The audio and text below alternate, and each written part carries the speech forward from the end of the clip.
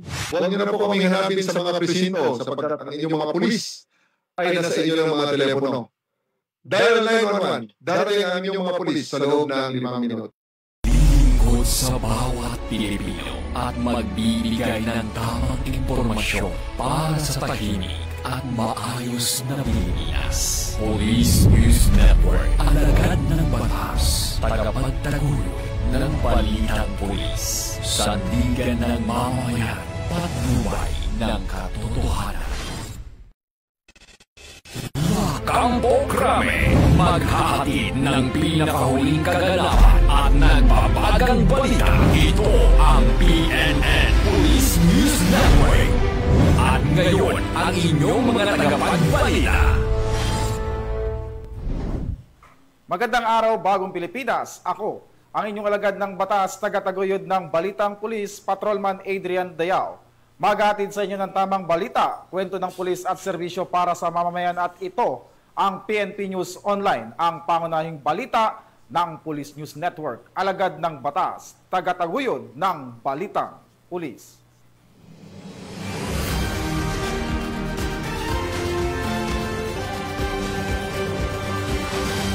Narito ang mga balitang dapat nyong abangan.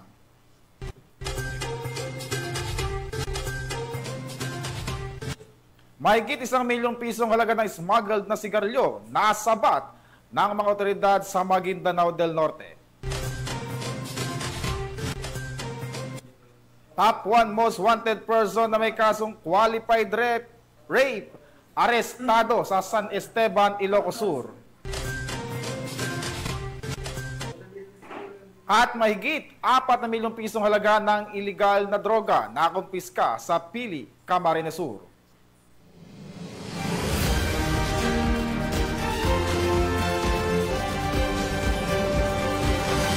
Narito ang mga balitang hatid ng ating PNN correspondents mula sa iba't ibang panig ng bansa.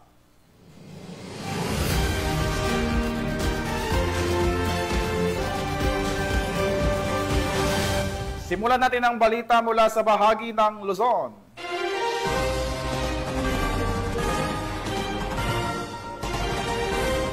Sa bisa ng warrant of arrest, nahuli na ang tinuturing na top 1 most wanted person na may kasong qualified rape sa bayan ng San Esteban, Ilocos Sur. Narito ang report ni Police Corporal Rafi Viloria. Napasakali na ng mga otoridad ang kinikilalang top 1 most wanted person sa bayan ng San Esteban, Ilocos Sur nito lamang ika-4 ng Agosto taong kasalukuyan. Kinilala ang suspect na si alias Jimmy, 24 anyos, walang asawa, at residente ng Barangay Apatot, San Esteban, Ilocos Sur. Ang operasyon ay sinagawa sa pangunguna ng San Esteban Municipal Police Station, katuwang ang iba pang unit ng PNP sa barangay poblasyon ng nasabing bayan, alinsunod sa warrant of arrest na nilagdaan ni Honorable Fatima Vitamog Kirobin, Presiding Judge, Family Court, 1st Judicial Region, Branch 9, Narbacan, Ilocos Sur, na nagresulta sa pagkakaaresto ng naturang suspect kaugnay sa kasong qualified rape na walang kaukulang piyansa. Ang suspect ay nasa kustodiya ngayon ng San Esteban Municipal Police Station para sa dokumentasyon at tamang disposisyon. Ang tagumpay na ito ay nagpapatunay sa walang humpay na dedikasyon ng kapulisan ng Ilocos Region sa pagpapatupad ng batas at paghahatid ng katarungan para sa lahat. Mula dito sa Ilocos Region, ako ang inyong PNN correspondent, Police Corporal Rafi Viloria, alagad ng batas, tagataguyod ng Balitang Pulis. Maraming salamat sa iyo, Corporal Viloria. Naging matagumpay ang sinagawang bypass operation ng mga operatiba ng PNP Bicol matapos maaresto ang target sa operasyon na nagresulta sa pagkakakumpiska ng mahigit 4 milyong pisong halaga ng iligal na droga sa Pili, Camarines Sur. Police Staff Sergeant Hani Tria Abad sa balita.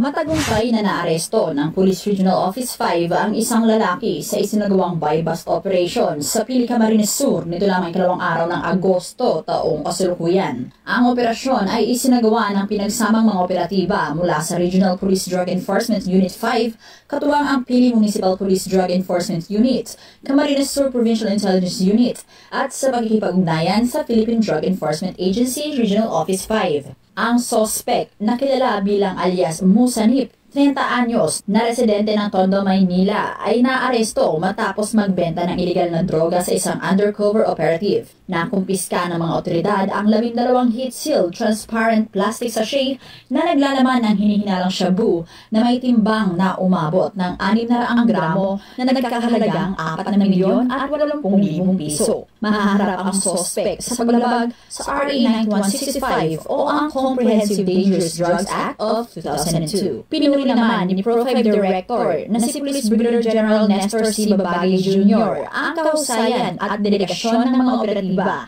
sa walang humpay na pagsisikap na supuin ang iligal na droga sa naturang rehiyon. Mula dito sa Kabikolan, ako ang inyong PNN correspondent, Staff Sergeant Aileen Manili Abad, alagad ng bata, tagataguyod ng Balitang Pulis. Maraming salamat sa Staff Sergeant Abad.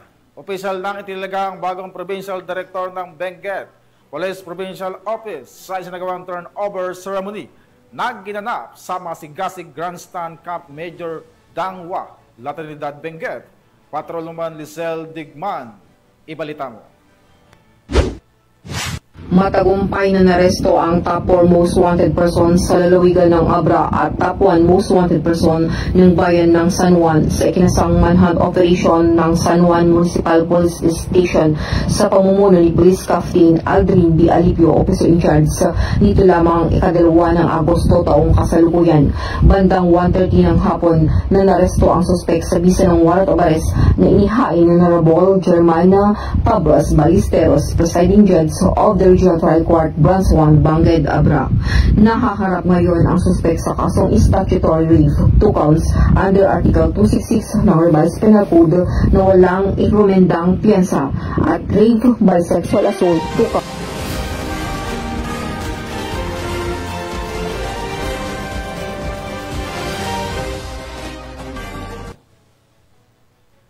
Tungay naman natin ang mga balita mula sa Visayas.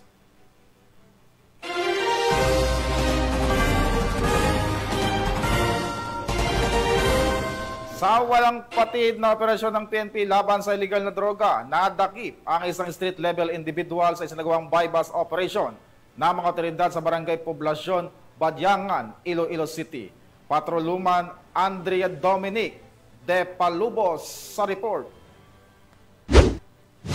Nadakip ang isang state-level individual sa isang matagumpay na buy-bust operation ng Badyangan Municipal Police Station kasama ang Police Drug Enforcement Unit sa Barangay Poblasyon, Badyangan, Iloilo City nito lamang ika-4 ng Agosto taong kasalukuyan. Kinilala ni Police Major Bonifacio L. Alabe Jr., Officer in Charge ng nasabing istasyon, ang suspect na si alias Ipil, 46 na taong gulang, residente ng nasabing lugar at isang dating OFW. Dagdag pa ni Police Major Alabre Jr., nakuha sa pag-iingat ng suspect ang 11 sachet ng hinihinalang shabu na may bigat na humigit kumulang 5 gramo at may standard drug price na tinatayang 34,000 piso, isang motorsiklo at iba pang non-drug items. Kasalukuyang nasa kustudiya na ng pulisya ang suspect para sa tamang disposisyon at haharap sa kasong paglabag sa RA 9165 o ang Comprehensive Dangerous Drugs Act of 2002. Hinihikayat ng Iloilo Police Provincial Office ang publiko na ipagpatuloy ang pagkikiisa at pagbibigay ng impormasyon na isa sa mga pangunahing susi sa matagumpay na kampanya kontra droga. Ang matagumpay na operasyong ito ay patunay ng walang patid na pagsisikap ng Philippine National Police na tiyakin ang kapayapaan, kaligtasan at kaayusan sa bawat komunidad. Isa itong hakbang palayo sa dilim ng iligal na droga at isang hakbang palapit sa mas ligtas na kinabukasan para sa bawat Pilipino. Mula dito sa Western Visayas, ako ang inyong Police News Network Correspondent, Patrolwoman Andrea Dominic de Palobos, alagad ng batas, tagataguyod ng Balitang Pulis. Maraming salamat sa iyo, Patrolman de Palubos. Nakumpiska ang mahigit 1 milyong pisong halaga ng iligal na droga matapos magsagawa ng bypass operation ang mga operatiba ng Special Operation Unit 7 sa Barangay Guadalupe, Cebu City. Patrolwoman Annalyn Canoog sa detalye.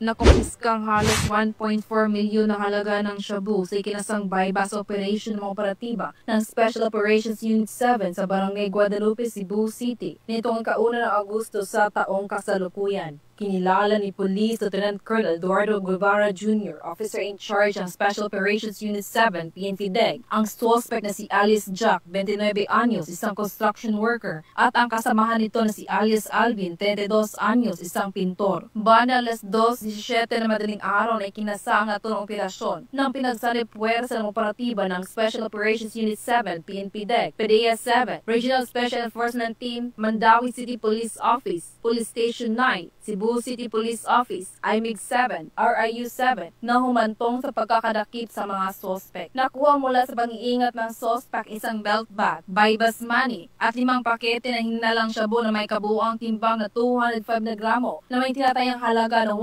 1,394,000 pesos. Kasalukuyang nakadetain ng sospek sa Police Station 9, Cebu City Police Office, habang inihahanda ang kaukulang kaso na isasampa sa kanila. Isang paalala po sa ating mga kababayan na ang paggamit po at pagbenta ng pinagbabawal na gamot ay isang seryosong suliranin na sumisira hindi lang sa katawan, kundi pati na rin sa kinabukasan ng bawat isa. Ang droga ay unti-unting pumapatay, sumisira, at ito po ay isa sa pangunahing dahilan ng karahasan, kahirapan, at pagsira ng pamilya. Sa ilalim po ng Republic Act 9165, ang Comprehensive Dangerous Drug Act of 2002, ang sinumang mahuling gumagamit, nagbibenta, nagdadala, o sangkot sa alinmang gawain na may kinalaman sa illegal na droga ay maaaring maharap sa may bigat na parusa tulad ng mahabang pagkakulong or habang buhay na sentensya. Huwag po natin hayaang masira ang ating buhay, ang ating kinabukasan. Umiwas sa droga, itigil ang paggamit, isuplong ang tutulak. Magtulungan tayong lahat, linisin ang komunidad at pagkatahan ang ating kababayan.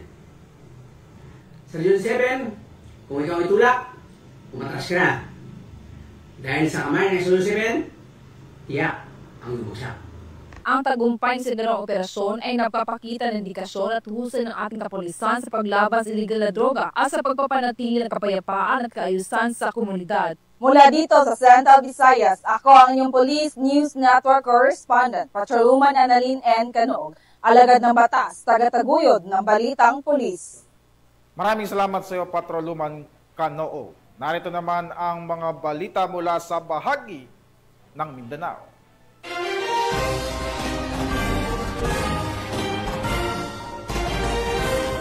Asong paglabag sa Republic Act 9165 ang kakaharapin ng 3 high-value individual matapos mahuli sa kinasang bypass operation ng mga kapulisan sa Barangay Ilang, Davao City. Ibabalita yan ni Patrolwoman Mariel May Danggilab. Arestado ang isang itinuturing na high-value individual na nasa top 3 sa Regional Drug Watch List sa isinagawang operasyon ng Regional Police Drug Enforcement Unit 11, katuwang ang iba't ibang unit ng PNP at PDEA 11, sa bisa ng implementation of search warrant noong ika-4 ng Agosto taong kasalukuyan sa Bago-Uma Menterbro, Barangay Ilang, Davao City. Kinilala ang suspect na si Alias Am-Am, 31 anyos, na residente ng nasabing lugar at itinuturing na top 3 regional level high-value individual. Nasamsa mula sa suspect ang tinatayang 153 grams ng hinihinalang shabu na may halagang 1,040,400 pesos, isang 38 revolver na may 2 bala, ilang drug paraphernalia at buy-bust money. Ang operasyon ay isinagawa sa bisa ng search warrant. Ang suspect ay naharap sa kasong paglabag sa Republic Act 9165 o Comprehensive Dangerous Drugs Act of 2002. Samantala, patuloy ang kampanya ng Police Regional Office 11 kontra illegal na droga sa tulong ng lokal na pamahalaan at aktibong pakikiisa ng komunidad upang masiguro ang kapayapaan at kaayusan sa buong reyon. Mula dito sa Reyon 11, ako ang iyong PNN correspondent, Patrolwoman Mariel May Danggilab, alagad ng batas, tagataguyod ng Balitang Pulis. Maraming salamat sa iyo, Patrolman Don Gilab. Nasabat ang tinatayang mahigit 1 milyong pisong halaga ng smuggled na sigarilyo, habang arestado naman ang siyam na individual ng mga otoridad sa isang operasyon sa Maguindanao del Norte. Magbabalita dyan si Patrolwoman Angela Bandarlipe. Nasabat ang tinatayang 1,935,000 pesos halaga ng illegal na sigarilyo at siyam na individual ang arestado sa ikinasang operasyon sa Barangay Pilantaw Parang at Barangay Sugod Matanog, Maguindanao del Norte nito lang may kaisa ng Agosto taong kasalukuyan. Pinangunahan ni Police Major Razak S. Mosa, hepe ng Parang MPS, ang naturang operasyon at naaresto ang siyam na suspect sa kasong paglabag sa Republic Act 10845 o Anti-Agricultural Smuggling Act of 2016. Ayon kay Police Major Musa, nakatanggap na impormasyon mula sa isang concerned citizen ang tanggapan ng Parang MPS at agad na ikinasang operasyon katuwang Maguindanao del Norte PNP at habang isinasagawang operasyon nagkaroon ng enkwentro sa pagitan ng operatiba at mga sospek. Matagumpay na naaresto ang mga sospek at nakumpiska mula sa mga ito ang 129 kahon na iligal na sigarilyo na tinatayang nagkakahalaga ng 1,935,000 pesos, isang M16A1 rifle na may isang magazine at 17 bala ng 5.56 mm, isang caliber .45 pistol na may isang magazine at 7 bala, isang brown Toyota Innova, isang multicab at isang white elf truck. Ang mga naarestong sospek kasama ang mga nakumpiskang iligal na sigarilyo at armas ay nasa kustodiya ng Parang MPS. Ang mga nakumpiskang sigarilyo ay tinakdang i-turn over sa Bureau of Custom para sa wastong disposisyon. Patuloy ang pinaigting ng kampanya ng Parang PNP laban sa smuggling at iba pa iligal na aktibidad upang matiyak ang kapayapaan at kaisan sa lalawigan. Mula rito sa Leon ng Bangsamoro, ako ang iyong Police News Network Correspondent, Patrolwoman Angela Bandarlipe, alagad ng batas, tagataguyod ng balitang pulis. Maraming salamat sa iyo, Patrolwoman Bandarlipe. Muli po inayayahan ng Rotary Club of Camp Crame katuwang ang pamunuan ng ating kapulisan para sa nalalapit na Run with the Chief, Run for a Cause sa August 24, 2025 alas 4 ng umaga na gaganapin sa Parkland State, Pasig City. Ang makabuluhang hakbang sa pagtataguyod ng mental toughness, physical readiness at higit sa lahat, pagkakaisa sa hanay ng kapulisan at ng mamamayan. At yan ang mga balitang nakalap ng ating PNN correspondents mula Luzon, Visayas at Mindanao. Maglabi po, samahan niyo kami sa darating ng August 24 sa Parkland sa Quezon City sa isa na mga panapanamit na run event ngayong 2025. Ang Run with the Chief, organized by the Rotary Club. This exciting initiative is more than just a fun run. It's a run for a cause aiming to promote health and wellness, community solidarity, and civic education. Let's run with the heart. Let's dance with purpose. Let's run with the Chief. Hope to see you all there.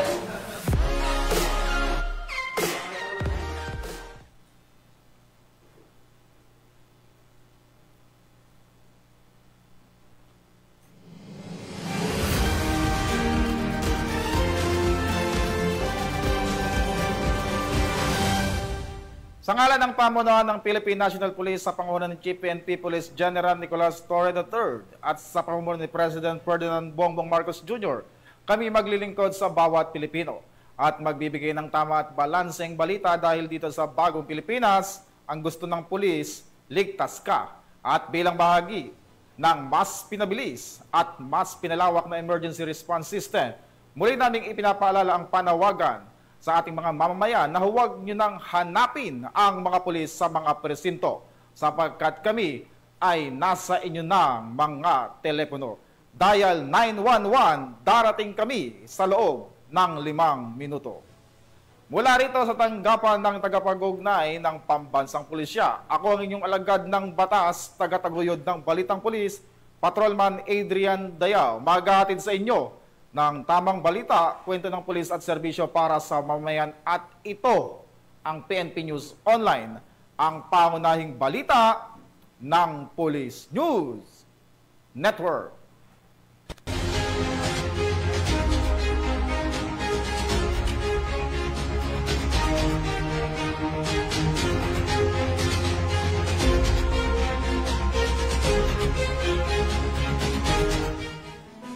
Police News Network, alagad ng batas, tagapagtaguyod ng balitang pulis.